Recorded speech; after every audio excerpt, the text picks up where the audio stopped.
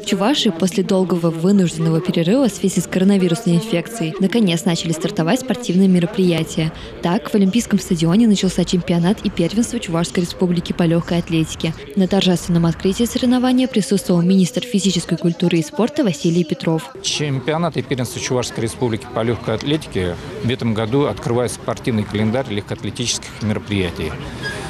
Но так получилось, что 2020 год оказался непростой. Из-за пандемии были отменены многие спортивные мероприятия. И сейчас мы возвращаемся к обычной нормальной спортивной жизни. Василий Владимирович отметил, что несмотря на положение с пандемией, спортсмены сейчас находятся в отличной физической форме. Всю готовность спортсмены Чуваши показали на чемпионате и первенстве России по легкой атлетике. Сергей Морозов сумел там занять призовое место, и сегодня он получил награду за свой труд – звание мастера спорта России.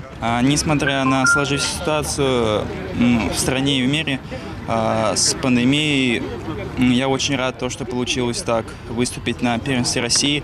Впервые я завоевал серебряную награду.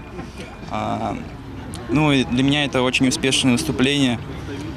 Также мне сегодня вручили звание мастера спорта России. И также хочу выразить огромную благодарность главе Чувашской республики и министру спорта за такое событие, что впервые у нас начинают поддерживать спортсменов с помощью стипендий.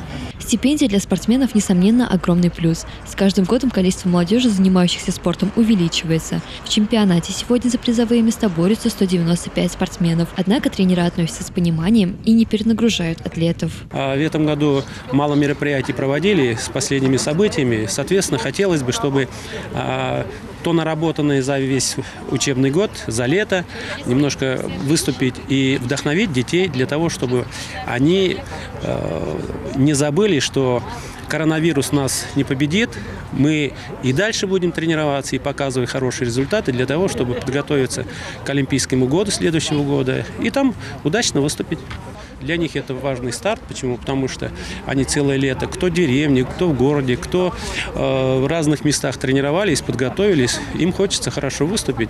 Не обязательно результат показывать, участвовать на наших мероприятиях и дальше начинать готовиться на всероссийские соревнования. Чемпионат и первенство Чувашии по легкой атлетике будет проходить в течение 2 дней. Программа соревнований обещает быть насыщенной. Гладкий бег, бег с барьерами и препятствиями, спортивная ходьба, прыжки, метание диска, толкание ядра и эстафеты ждут болельщиков и спортсменов.